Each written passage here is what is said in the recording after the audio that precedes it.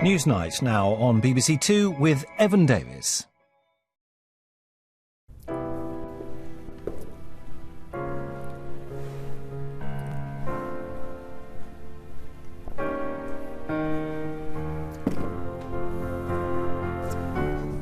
Morning. Well, at 20 minutes to 5, we can now say The people of the United Kingdom have voted to leave the European Union. I've got my country back. I'm not going to be here a lot longer. I'm nearly 80. But what I've got, I want to keep. To come and leave. Good God, yes. Now? Well, by about 10 o'clock, I'd say, would be about right. But I do not think it would be right for me to try to be the captain that steers our country to its next destination. You're not worried about what you're hearing this morning, about David Cameron resigning, about the strength of the pound? No, not at all, no. It's a good thing. A letter of no confidence has now been tabled in Jeremy Corbyn. We will begin to prepare the legislation that would be required to enable a new independence referendum. Anybody that doesn't think this is big stuff needs to get their head around it. I'm kind of thinking of moving to another country. This is huge. It was a noble idea for its time. It is no longer right for this country. Chuffed a bit. We're better off out because the French don't like us and the Germans don't like us. Shocked, bewildered, don't know what's going to happen next. Well, you've got nothing. Nothing can get worse now. We've got now, so what can get worse than what it already is? Thank you very much.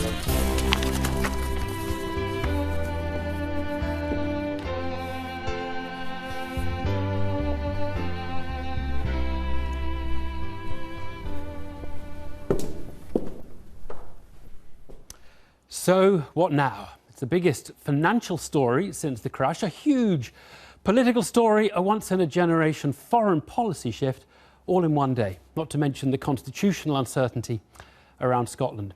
We can keep calm, but carrying on as before, not really possible. The enormity of what happened has been sinking into voters on both sides today. We mustn't over-interpret the result. If a mere 1 in 50 of all voters had switched from Leave to Remain, we'll be having a very different conversation.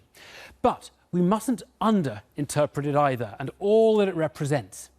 Is this, for example, the first vote ever to say it's not the economy, stupid, it's immigration?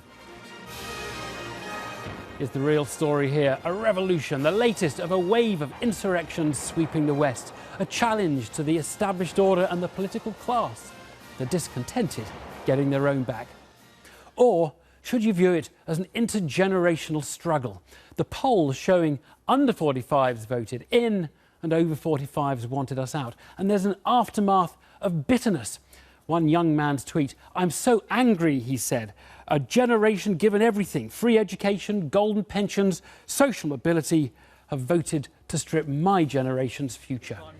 Well, for some, it comes down to nothing less than a culture war. So who's corrupt and overpaid? Yes, Europe. Youthful urban liberals versus older social conservatives. The former worry that Britain will now turn its back on progressive values. The latter think it's time for their voice to be heard again. It's not as clean cut as that, of course, but that's where the argument goes. What kind of country will we now be? Well, it's for the history books to argue about the causes of this uprising. We're going to do something different tonight. We'll look ahead to what comes next. What's next for politics in this country? The two major parties, both looking battered, both with leadership questions to be answered.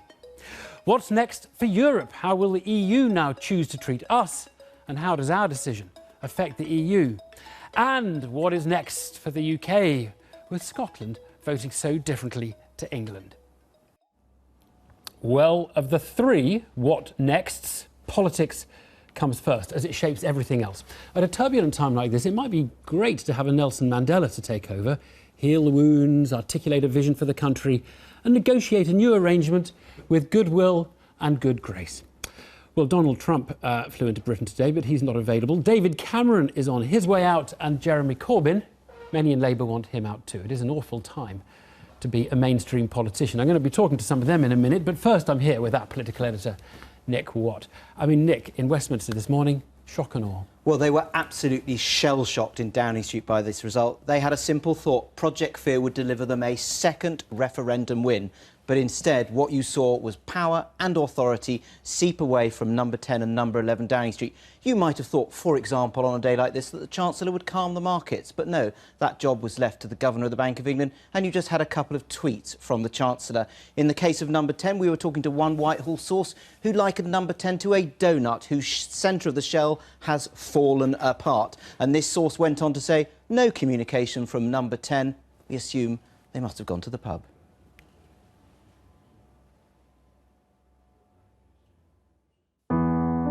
As dawn broke over the Thames today, Britain awoke to the most momentous shuffling of the political order since the Second World War.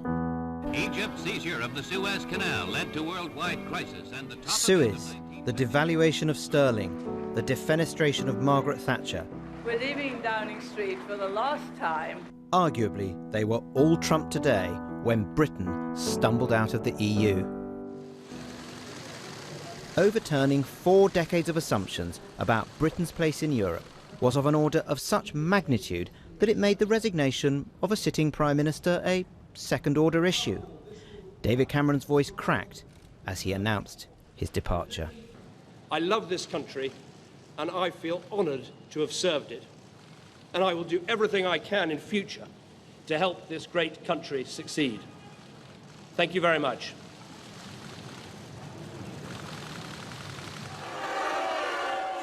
Any hope that Victor had of a Roman-style triumph was soon crushed when Boris Johnson was greeted by protesters as he left his house.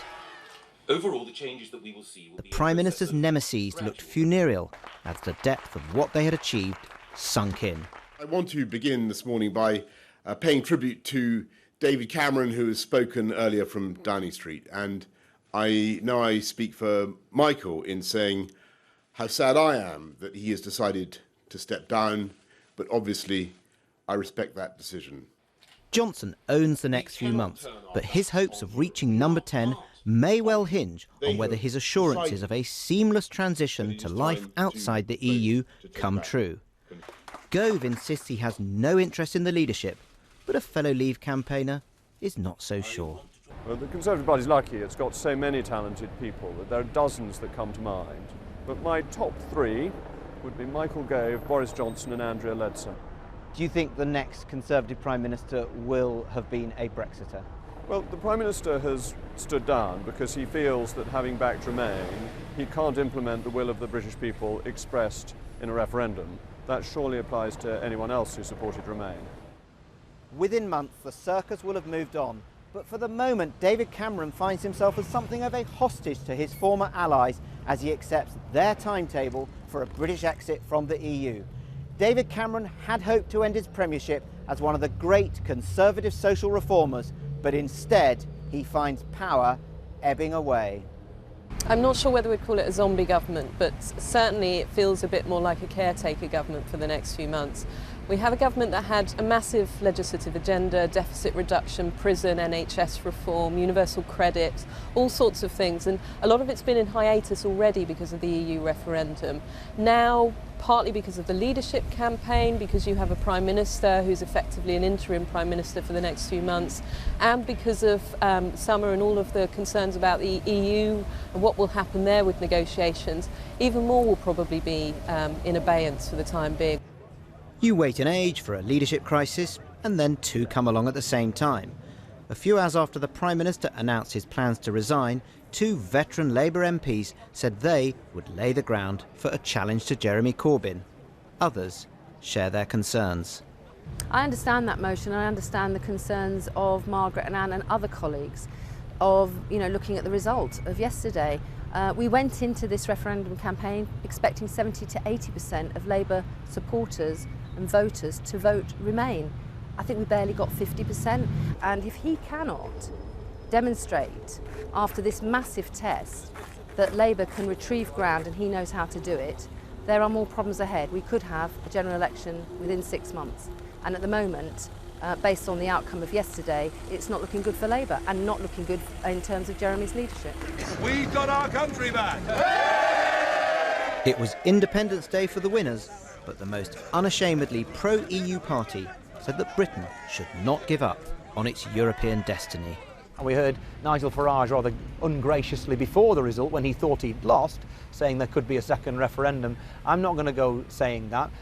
If things change and the months go by and public opinion significantly changes, then, you know, we must make sure we keep all options open. We mustn't shackle ourselves to the corpse of a Brexit government. For some, the European dream will never die.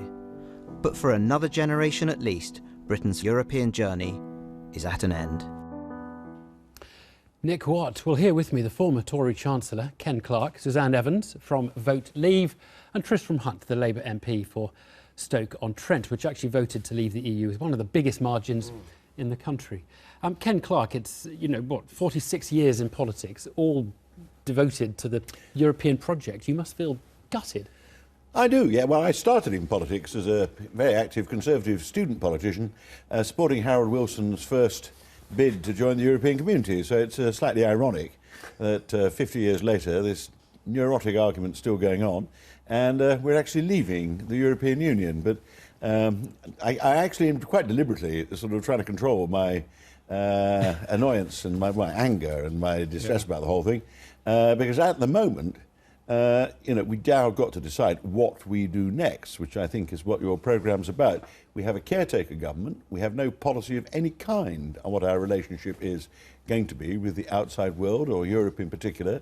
We don't know what we're going to do about immigration, but we know a lot of people were told to be very frightened about it. And so I think I have to count to 10 and decide, well, what the devil do we do now after this extraordinary, very narrow result? Can I ask you just one other sort of personal reflection? Ed Miliband last year stood in an election against your government and he said, I am better for business because I'm not going to risk the nation's departure from the European Union. You now, looking back, must have thought it would be much better if Ed Miliband had won the 2015 election. No, I don't think that. But I mean, we wouldn't be here if we won the politicians 2015 of my generation election. think referendums are an absurd way of running a modern, sophisticated country. But there was no point in my emphasising that once we'd gone out and said we were going to have one. And there's no point in my emphasising that now, because we've had one and we are where we are. I think everybody on both sides, and I'm sure people on both sides feel as passionately as I do, the country at the moment is in a period of great uncertainty. It needs a government. It needs a government that could start getting on with the business of running the country in several crises again. And it needs to decide, as we've got to negotiate with the European Union, what exactly do we want to negotiate? What's our negotiating? Very quickly, the other two of you. General election, do you think a general election is required at this kind of time? Suzanne Evans. Personally, I'd say not. While I'm absolutely ecstatic at the result, I do recognise that nearly half the country voted the other way and will be quite worried. And indeed, I've spoken to people today who do have concerns about where we go next. And I've been doing my best to reassure them, as of course have various other people today. I think a general election, for me, would bring in another level of uncertainty, which is probably best avoided. And just briefly, Tristram, general election.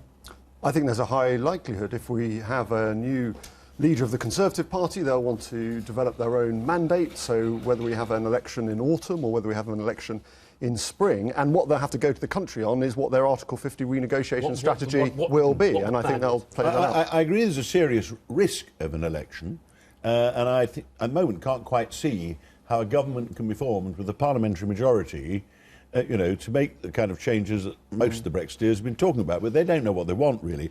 I actually think to go into a general election would add to the risks of where we are, more uncertainty, more chaos, and actually another daft and dreadful campaign, which might produce a very indecisive result, would be disastrous. I'm so sorry, we haven't got much time. I do want to talk about who should be the next Prime Minister. Before we hear your view, Ken, of who should be the Tory leader, Tristram, who do you think it should be?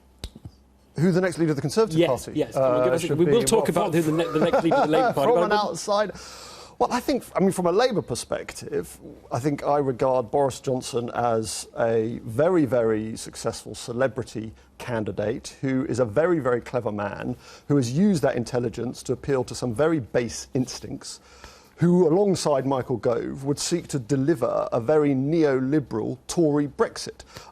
So I don't really want any of them. Is that all right? No, that's okay. No, you're allowed to say that. Suzanne Evans, do you have a view? It clearly has to be somebody who is passionate about Brexit and has a very clear vision. So it can't be Theresa May. So it can't be Theresa May, I would say. Although I think it's a shame because she was clearly one of the front runners, and I think had she come out for leave. For me, I think Andrea Leadsom has been one of the standout stars of this campaign. Had a good campaign, and certainly not as Prime Minister, then Chancellor for sure. Because nobody has the first idea what the economic policy of the government is now supposed to be. Could be the same as any other sovereign, and nobody has the independent, first free idea country, what we're saying about immigrants and what we're not. There is a danger the country is going to fool around with another leadership election. Well, it has it does. But we need a balanced government. We need it being headed by somebody of balanced views, not just somebody who's good at photo opportunities. Are you suggesting none of the Brexiteers who fronted the campaign are balanced? We need people who can settle down to the serious business of government. Theresa May. Is that Theresa May? The whole referendum campaign. Give us the name. When it was the whole referendum campaign, when it wasn't bashing immigrants, it was all the Boris and Dave show. And if the British, now they've caused a crisis for half the Western world, decide to have a real fun Conservative leadership half the Western again, world. Come on, just hyperbole, Kenny. Are you going to give us a name? Are you going to give us a name? I'm not going to give you a name. Right. Let's turn to Labour. Because Tristram Hunt, the Tories are fighting each other. Labour seems to be fighting with its voters, and that must be a much, much more serious place for the party. I think this referendum exposed some pretty big tensions within the Labour Party and the Labour movement. And where you see, for example, in Stoke-on-Trent, 70-30 out, and you contrast that with some of the votes in Brighton or Bristol or Norwich or Exeter, other Labour areas, we've got this divide between our traditional working-class Labour communities who've felt real pressure under globalisation in the last 10 years, have felt pressure on wage levels from immigration, feel discontent about the level of change, versus, as you said in your intro, I understand what the problem which you're describing, but I mean, it's an enormous problem for a political party to find that its base, or half of the base, is basically completely at odds with it and doesn't view the world in the same way at all. But we have had these problems in the past, and Ken will know there are any number of books written called, What's Wrong with Labour, The End of Labour, Will It Ever Come Back, in the 60s and 70s. And if you have someone with a convincing vision of Britain as a social democratic future, who people trust and want to put their country in the trust of, well, then you can overcome these problems. And There's no doubt about that. Jeremy Corbyn, does he meet that job description? Well, Ken said an interesting thing about the serious business of government, and we now face really serious, tough and difficult times. This is a national crisis, and the job of opposition, rather like John Smith during the Maastricht Treaty, is to provide strategic vision and forensic detail. Now, Jeremy Corbyn is very, very good at energising the base and making those who are already convinced of Labour ideals feel better about themselves. Whether he is the man to make sure that Labour values are at the core of a renegotiation strategy. There was a very long way of saying he's not the right man for the job, is he? Point here. Whether he's the man to have the Labour values at the core of the renegotiation strategy, I'm not convinced he has those capacities. Right, we've got it. Suzanne Evans, there's a problem with trust of politicians, isn't there? And that's been one of the reasons why you've actually done very well. When exactly are we going to get the £350 million extra a week spent on the National Health Service that you promised in your campaign for the entire duration? He said it was a lie this morning. When is that going to happen? It's gone already. We actually promised £100 million a week specifically for the NHS. I saw one thing, £350 million for the NHS. I saw it on a bus.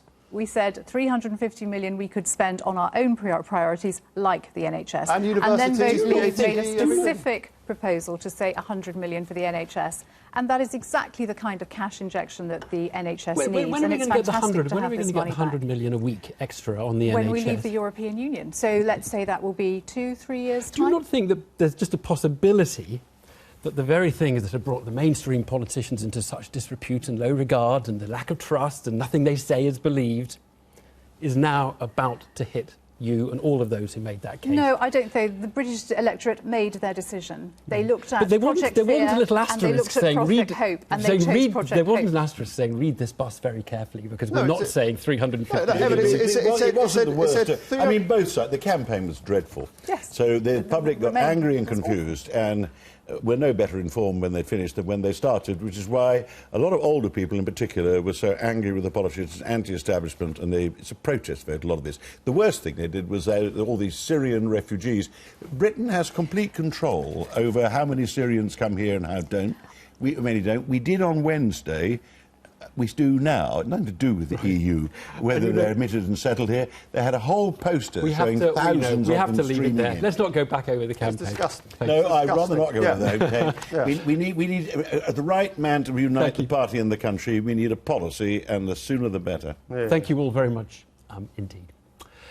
Well, of course, alongside the politics is economics. Famously, we like to describe ourselves as the 5th largest economy in the world. Today, we actually came close to being the 6th.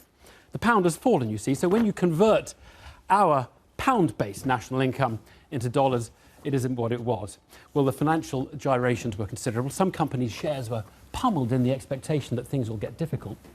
Our business editor, Helen Thomas, is here. Helen, take us through some of those gyrations. So you heard about the meltdown.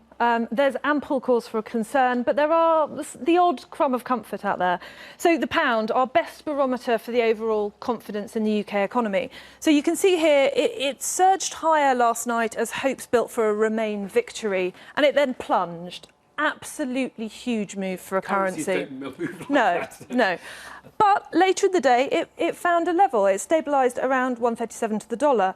Stock markets, similar story. So here you can see a very, very dramatic drop at the open of the market. Right on the left there, yeah, just on the left, yeah. Both for the FTSE 100 and the more UK-focused 250.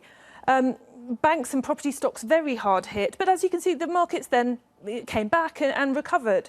Now, so what we didn't see was this sort of downwards panicked spiral that would indicate a total loss of confidence in the UK. Having said that, it was a really tough day, and that reflects investors marking down their outlook for the UK. No, that's all that's sort of the acute crisis. Some might say the worrying thing is not getting through the next week, it's the sort of the longer term. Well, and we may be in this sort of slow grinding process of figuring out what the economic hit's going to be. Now, we know some of the areas of concern because the Bank of England helpfully told us last week. So they said, while consumer spending has been solid, there is growing evidence that uncertainty about the referendum is leading to delays to major economic decisions. And they mentioned commercial and residential real estate transactions, car purchases and business investment. Now, the concern is that those areas that were already slowing, the shutters just come down. And most economists I've spoken to do think we're in, we've got a slowdown in store, possibly a recession. The question is how severe. Now, let's leave aside any risk of an outright crisis. You can still have a pretty ugly outcome if business investment and hiring dries up very quickly. You can see here business confidence was already falling into the vote. So in that scenario, unemployment starts to rise, people worry about their jobs, banks pull back on lending, partly because they're worried about loans being repaid. That hits confidence and consumer spending. Meanwhile, a weaker currency means higher inflation, and the Bank of England, which targets inflation, may not feel it can react aggressively to try and stimulate the economy. It does get a bit confusing. Is there any sort of more sanguine scenario you can paint? Yes, it still probably involves business investment falling on the back of the vote, but a weaker pound could boost exports. And more importantly, the Bank of England might say, we're not going to worry about inflation for now. We're going to look through that. They could cut rates. They could stimulate the economy in other ways. Maybe they've got enough tools left in their toolkit to do that. The irony is the Governor, Mark Carney, who's had a pretty hard time of late, he is crucial to how this all plays out. Helen, thanks. Well, look, the next of our what nows is Europe itself. After the French Revolution, other royal families worried about how to keep their heads, and there's perhaps a bit of that on the continent. And worry they might about keeping their jobs. If any Eurocrats were still harbouring dreams of creating a European superstate, Britain has shown that the old concept of the nation-state is not going down without a fight. And critically, there's now the looming question of what our relationship with the EU might be. Our diplomatic editor, Mark Urban, is in Brussels. Good evening, Mark. Evan, look, the thing that's defining attitudes here is a fear of contagion.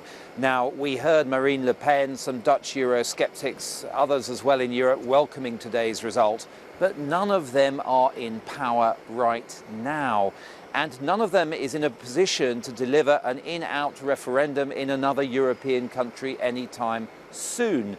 But the attitude that seems to be dominant here, we've certainly heard some of the big hitters in the Brussels machine voice this attitude, is that Brexit should happen not just quickly, but in a very tough or exemplary way. In other words, they want the other countries in Europe that may be watching to see the Brits go out on very tough terms. Fascinating insight tonight from Wolfgang Schäuble, the German finance minister, very influential. A leaked Brexit plan of his suggests trade terms and association agreement, not like Norway, as some people had been discussing in the UK, not like Switzerland, more the sort of deal that Turkey or Canada might be negotiating in the latter case.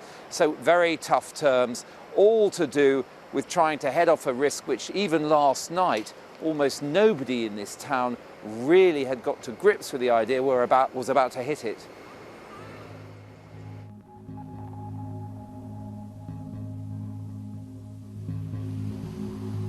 Les Britanniques vont-ils claquer la porte de la Maison européenne? Die deutsche Presse ist in ihrer Haltung zum Brexit sehr eindeutig.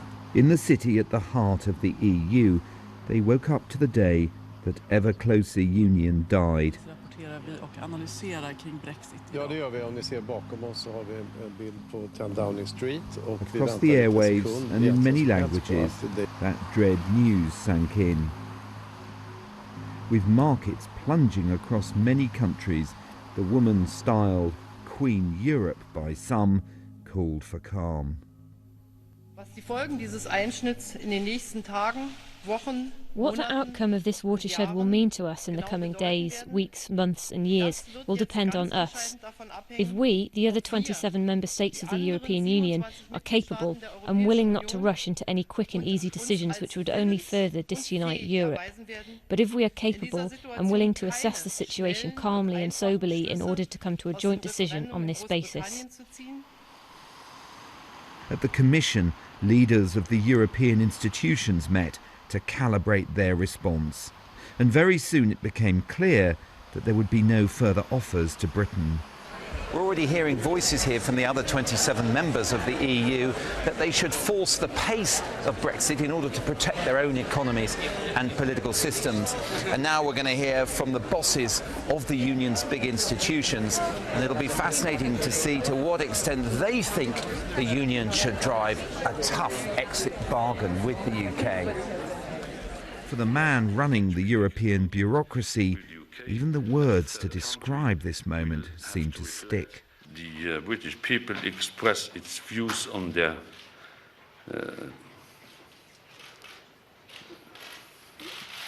next situation. We now expect the United Kingdom government to give effect to this decision of the British people as soon as possible, however painful that process may be. As for what it meant for the remaining 27, watch this. Is this the beginning of the end of the European Union? No. Thank you. Thank you all. Blunt, but very much to the liking of the non-British journalists and officials. So Europe is in the deepest of crises as consultations begin prior to a Brussels summit next week. And there are already suggestions by many players here that any deal should be exemplary, with the UK denied access to the single market. It's a consequence of the British vote, because the single market or the European Economic Area includes also the free movement of labour. That was the problem in the referendum. So I think that the only way to establish a new relationship between Britain and the European Union is using a trade agreement, like Europe has a trade agreements with a number of countries. There's a statue just outside the Commission. It shows a step into the unknown. And on the day that the Brexit earthquake hit this town, it's rarely seemed more apt. Mark Urban there. Well, earlier I was joined by Jonathan Powell, Tony Blair's former Chief of Staff. Did he think the decision to leave was irreversible, or was there still a route he could see where Britain would retain some kind of membership of the EU? Well, I think this was a vote against something rather than a vote for anything. It was a vote against our current relationship with the EU, but it wasn't a vote for what sort of new relationship we should have. So I must say, I think that David Cameron is right to delay the start of negotiations until there's a new Prime Minister. But I would go further than that. I think any new Prime Minister needs a mandate for a negotiation. He has to set out what he's for. What sort of new relationship are we going to have with the EU? Are we going to be Norway? Are we going to be Canada? Who are we going to be? And I think that's very, very important that they get that mandate from an election. So I don't think you can really start negotiations until there's been an election, not just the choice of a new Tory leader. OK, but that raises a lot of issues. So hang on, is it possible a party could go into an election saying, we're in, we're just going to ignore the referendum and we'll just negotiate us to remain? Of course you can. That's what elections are about. You go for an election in a mandate. One of the many reasons Mrs Thatcher was against referenda was because she thought you should decide this in representative democracy through an election. But the main point here is this is a vote against something. It's not a vote for something. The Brexiteers were completely divided on what they wanted. No one knows what they mean. So someone's got to set out a positive mandate and they've got to get a vote for it. Right. Now, look, a lot of the Europeans are saying they want this to happen quickly. The path you're describing, and indeed the path that the Leave campaign has been describing, is one that takes... Well, one that takes quite a lot of time. We're waiting months before the negotiation gets going. Do you think we can really keep our European partners waiting that long? I think we'll have to. I mean, David Cameron has already set out the timetable as far as he's concerned, and it's only us who can start Article 50, not them. So I totally understand why they want it to be quick, because the uncertainty is hurting them, not just us. But in the end, they're going to have to wait for us. And I think we would be sensible, A, to have a negotiating position, B, to have a new Prime Minister, and C, for that Prime Minister to have a mandate for what he's negotiating. This is really important about our future. Right. You can't just go in there, not clear what you want. Now, the other critical thing is how hardball do you think they're going to play with us? Because already we've heard reports of some saying the Norway option, forget it. You're not going to get the Norway option. That's not on the table. You are going to be properly out. Now, what do you think? The European Union, what line will they take? How tough will they be? Well, they're not going to try and punish us because they want to have good relations with us. But the point is that they have their interests. They're going to meet at 27 without us next week to start working out what their position is. And their main priority is to keep the EU together. It's to stop the EU disintegrating. So they're not going to offer us anything that will encourage the Dutch or the Finns or the Danes to leave. So they're not going to offer us some super deal outside the EU, because otherwise they'll start losing other people. So that will be the last thing they do. They've got to take care of their interests, and we've got to fight for ours. Yeah. And bluffing, I mean, do you think there's been some bluff over the last few weeks in the run-up to the referendum?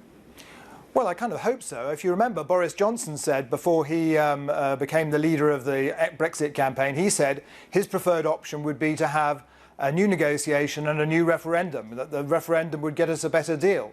So I'm hoping that he becomes leader of the Tory party, which I'm not hoping, but if he does, then he will have that mandate. He can go off, make a negotiation, and then have a new referendum. Remember, the Irish have done that twice this century. They voted against the treaty, had a second vote, and voted for it. Now, it seems very unlikely at the moment, the EU saying no to it, the Brexit campaign saying no to it, but that is one option when we go forward and when people realise quite how ghastly the alternatives are.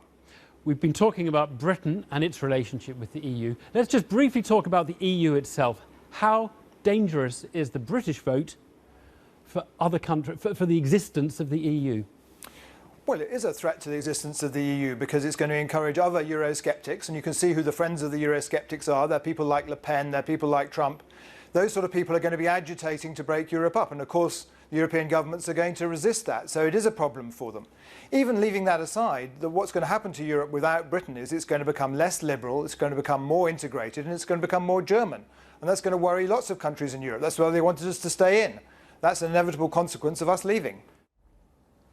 Jonathan Powell there. Well, to pick up on that, I'm joined by the journalist and broadcaster, the French journalist and broadcaster, Christine O'Krent, and one of the leading lights of the Leave campaign, Dan Hannan. A very good evening to you. Christine, how does all of this look from France this evening?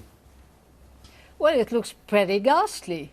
But at the same time, listening in to the very interesting discussion you just had, Evan, I think you shouldn't underestimate the determination of the key member states on the continent not to let the Brits play the fiddle, determine the timetable, and, you know, we should just sit and wait for them to actually act. I think very much will depend on what happens on Monday when Madame Merkel meets in Berlin with François Hollande, the Italian Prime Minister, and Donald Tusk, the President of the European Council. I think that you will hear what the tone will be, and again, as has been said by our Brussels correspondent, there's that series of meetings next week. And again, you know, the European Union had been functioning for 17 years before Britain was accepted in. So I think there's a degree of arrogance at times, if I may, even at a late hour in the night. Wouldn't be the first sort of time. Thinking that we're going to disintegrate after this rather ghastly result. Can I just push you? Sorry to interrupt. Can I push you? I mean, David Cameron is stepping down. It's going to take a good 2 or 3 months to elect a new Prime Minister, a new leader of the Conservative Party. No one really feels that David Cameron can do the negotiation. You're going to have to wait 3 months before this starts, aren't you? Yes, but do you think that people in Brussels will just sit and wait? I think the process is going to be so complicated. The economic and financial costs, we've seen nothing today. Of course, the pound lost a great deal of value, and the markets will be shaken for quite some time. So I think there will be a lot of work being done in the meantime. And, you know, it's not going to be done by the snap of the finger. But again, I think on the continent, there's also this idea that the British people, especially the older generation, the ones who really have deprived the young ones of all the benefits of Europe, they are going to feel the brunt. And that is something which on the continent will be closely watched, especially by those Eastern European countries, which may, I remind you, Britain wanted so much inside the EU. Indeed. And now complains about immigration. Christine, let me put your points. Eastern Europe. Let me put your points to Dan Hannan. Dan Hannan, firstly, they don't want us to take all this time and sit around thinking about it. They just want us to get on with it, and that's a perfectly reasonable request, isn't it? Well, you've already answered that point, Evan. We have to wait until there's somebody to do the negotiation, so it can't start until that's taken place. I think getting this right matters much more than the time. And by getting it right, I mean being fair to our friends and allies on the continent, as well as getting a deal that is in our own interest. And it would be crazy to rush into something after 43 years at the expense of getting something that's mutually satisfactory. Jonathan Powell said we need to have an election. You can't. We haven't yet worked out what the plan is, what the model is. Do you agree with that? No. I mean, one of the reasons that Brussels is so unpopular is because it's seen to be contemptuous of public opinion. It swats aside referendums. It's incredible that less than 24 hours after the result, we've already got people trying to undo it. But what I would say, if I may sort of temper or soften what I've just said a little bit, although plainly we have a verdict that says that we are going to leave the European Union, it was a narrow majority. 48% of people voted to stay in. Yep. Scotland voted to stay 50-50, in. yep. Right. Northern Ireland, Gibraltar voted to stay in. We who are on the winning side have to be cognizant of the extent to which opinion is divided. We have to try and carry as many Remain voters with us. And that may well mean that quite a lot of the existing arrangements remain in place and that we try and find a status that both Leavers and Remainers can live with. I've heard you talk about this, and it sounds like you, Daniel Hannan, I don't know whether you're speaking for Vote Leave or for Boris Johnson or for anybody else, it sounds like you are veering towards something closer to the Norway option as a compromise between the 48 and the 52 in the single market. Yeah? Right. My issue with the EU has always been the lack of sovereignty, the lack of democracy. Yeah. Of course there are economic issues as well. It wouldn't be exactly Norway, obviously. We're a very different country. We're 65 million rather than 5 million. But the idea of staying within a common market but outside the political integration, I think that is feasible, yes. And that means free movement of people. It means free movement of labour. It doesn't mean EU citizenship with all the acquired rights. I'm sorry, we've just been through 3 months of agony on the issue of immigration, the public have been led to believe that what they have voted for is an end to free movement. Here is a very, very important point. From the moment we joined, we had the right to take up a job offer in another member state. You had a legal entitlement if you presented your contract. Now, that changed with Maastricht. When EU citizenship was introduced, people were given legal entitlements to live in other countries, to vote in other countries, and to claim welfare and have the same university tuition and so on. That bit, I think, is going to change. That means that we can deport people. Why didn't you say this in the campaign? Listen, I said that at why did you not every say in the single campaign meeting that you were wanting a system, a scheme where we had free movement of labour? Come on, that is completely at odds with what the public think they have just voted for. I have just spent 4 months addressing rallies virtually every day, and at every one I would say, do not imagine that if we leave the EU, that means zero immigration from the EU. It means we will have some control over who comes in and in what numbers. You've given the impression, the words take back control. It's all there on YouTube, you can see it all. Your campaign has given the impression that we will not be able to get immigration down to tens of thousands if we're out inside the EU. I think most people would say that gives the impression we will get it down to tens of thousands if we're outside the EU. No, we've always been clear. We want a measure of control. It will be for a future Parliament to determine the numbers and to determine, how many students, how many doctors, how many family reunifications, whatever. But I don't think anyone's ever tried to put a number on it. That's obviously going to depend on the state of the economy at the time. Dan Hannan, thank you very much. Christina Krent, thank you. I had meant to come back to you, Christine. We're out of time, but I hit a nerve there with Dan Hannan. Thank you so much. Thank you. OK, there's one other potentially momentous area to look at tonight. It's the UK itself. Time to dust off those old disunited kingdom cliches that were so popular during the Scottish referendum. And let's go to Scotland now. Kirsty is in Edinburgh tonight. Kirsty can give us a flavour of the talk in Scotland about a second referendum there. Kirsty. Well, first of all, after such a decisive vote in Scotland to remain, this country feels a bit like it's in limbo. People are actually bewildered and some of them devastated that England voted to leave the European Union.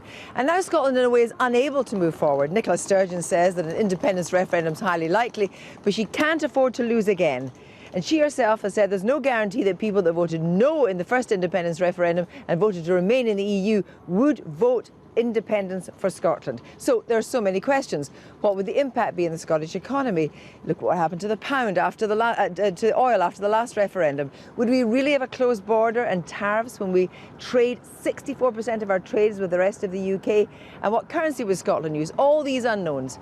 Can't use the pound, won't use the euro. On the other hand, for many people in Scotland now, membership of the European Union is a fundamental, it is non-negotiable. So the SNP is looking for a period of calm.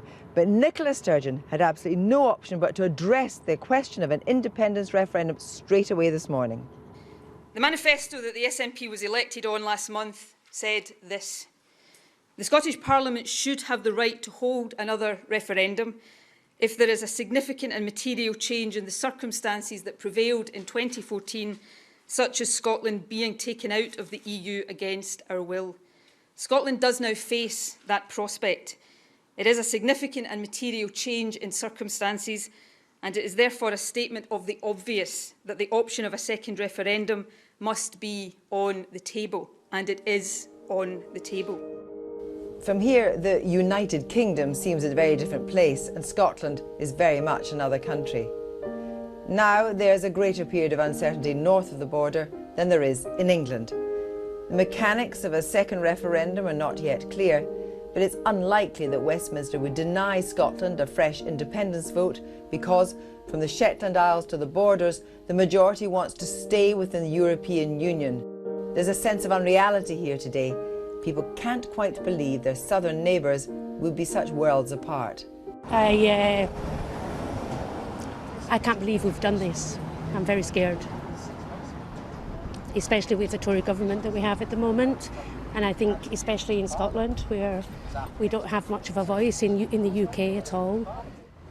Do you feel now that we're very different in Scotland from England? Yes, I think there's going to be a split. When we've been in and out, I think there'll be a split. The roots of our relations with Europe are long and deep. The Auld Alliance, the treaty between the French and the Scots, was signed in the 13th century. And Scotland has a long tradition of sending its sons and daughters overseas, all over the world. And we, in turn, have welcomed many different nations here. Russians, Italians, Poles, Pakistanis. And immigration just does not seem to be the same issue here as it is south of the border. Why do you think it is that immigration doesn't seem to be such an issue as it is in England?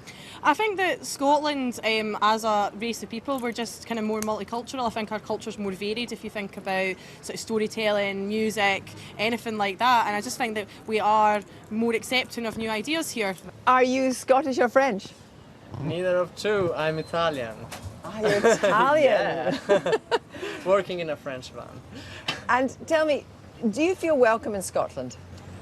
This morning when I came out of my flat, I was feeling a little bit less welcome. But I think that they vote for stay, no? Yes. So I think I will try to feel welcome anyway, because in fact I'm welcome, maybe. In 6 weeks' time, the world's eyes will be on Edinburgh for another reason. People will come from all over the world to the biggest international arts festival on the planet. And the festival was set up in the wake of the Second World War to encourage cultural relations between Scotland, Britain and Europe, to make sure that another war in Europe would be unimaginable. Nicola Sturgeon made it clear today that she wants to build a consensus in the country around a referendum. Now, it is possible that senior figures from other political parties would be part of that consensus, preferring finally to live in an independent Scotland within the European Union rather than an increasingly disunited kingdom divorced from the EU. Kirsty there in Edinburgh. Now, Scotland-England is one division, young and old is another, but there's more going on too. There's an anger in large parts of the country that have not felt blessed by the benefits of globalisation, in contrast to bustling metropolitan hubs like London or Manchester, which voted Remain. And that schism has asserted itself to the shock of those at the top. Filmmaker Nick Blakemore has spent the last couple of days in Burnley, which voted 2/3 for Brexit, to see what was motivating voters there.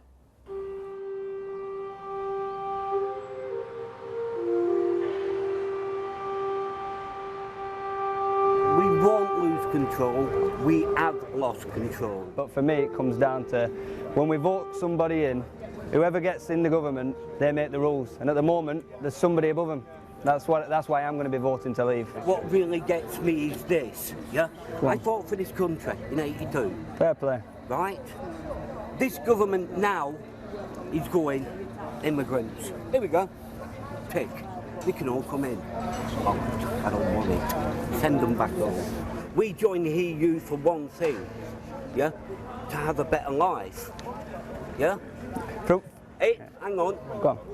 And then it comes to light, it's not a better life. Vote for hope. That was the thing in the paper. Do not vote for fear, vote for hope. Vote you can't vote for hope. There's no hope nowadays.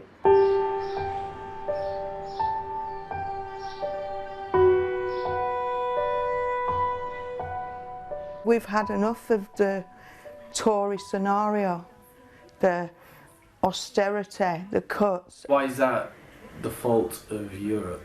The minute this referendum's over, and if Remain win, that's it. Our NHS is gone.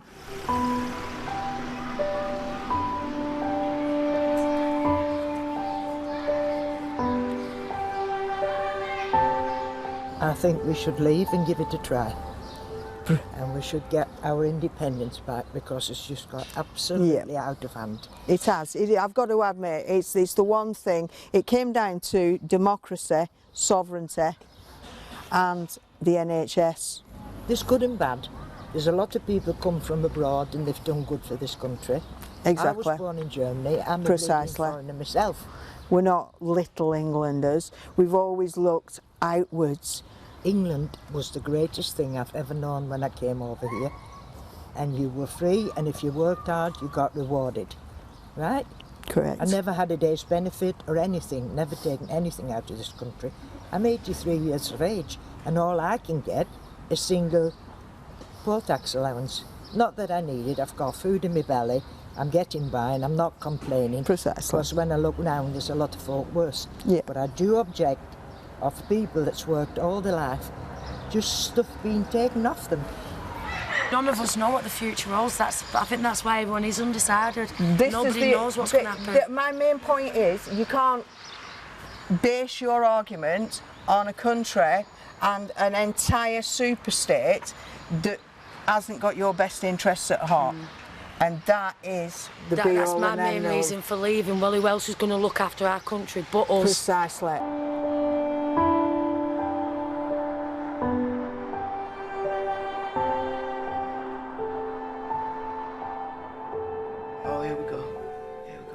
Good evening and welcome at the end of this momentous day when each one of us has had the chance to say what kind of country we want to live in.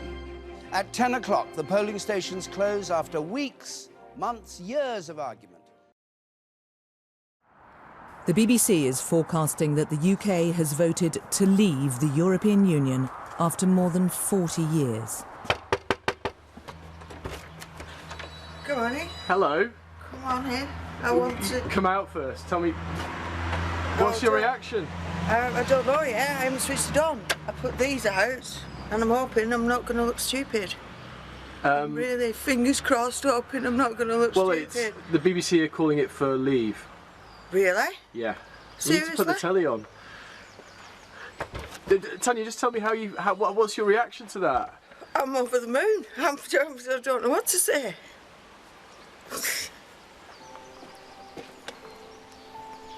We did it. Everybody woke up in time.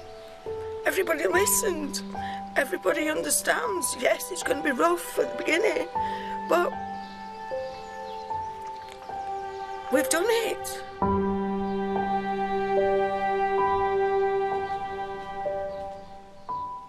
Some views from Burnley there. Well, with me now, two historians, David Starkey and Kate Williams. From The Times, Tim Montgomery, and the writer and equality campaigner, Paris Lees. Paris, what's your reaction as you watch that?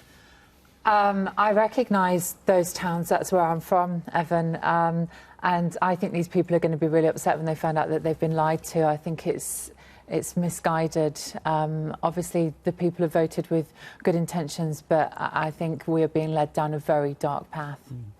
Let's just ask whether the nation is in some way historically unusually divided. Kate, do you think we're in a unusual I do think we're incredibly divided. I think this is the biggest historical event, I mean, the most divisive event since the Civil War, and I think it's the most historical event since the Act of Union itself. I mean, we see divisions here between North and South, between young and old, between the fact that Scotland is going to have a referendum, Northern Ireland, concerns about, Martin McGuinness is saying about joining together, and we know that a Scottish referendum is probably going to trigger questions about a referendum in Wales. So we're seeing massive divisions, and when we actually see a petition getting a lot of people's signatures saying that London might actually set up as a separate city-state. I think it's a joke, though. I'm not entirely sure. I'm not entirely sure. I think there is. I mean, there is some joking in it, but there is some that I think shows the level of the divisions. It's huge. You're both Remainers, and now you two are both Brexit supporters. David, do you think the nation is historically divided at the moment? It is, but I think Kate is slightly exaggerating. I can think of Ireland. I can think of Roman Catholicism. I can think of all sorts of things that have split us.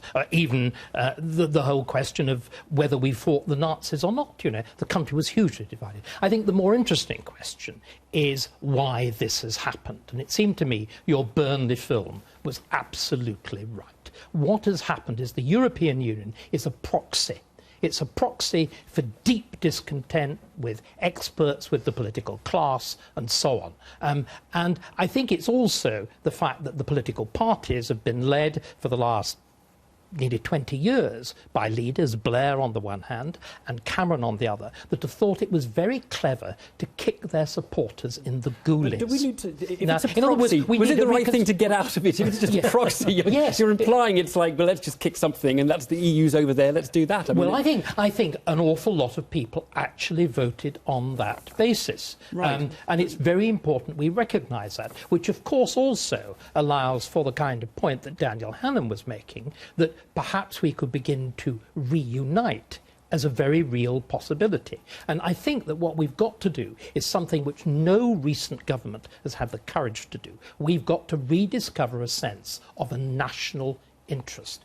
Britain has spent the whole of its time arguing we've got to be good. We've got to support European rights because otherwise the Russians will misbehave. We've really got to start to do a de Gaulle.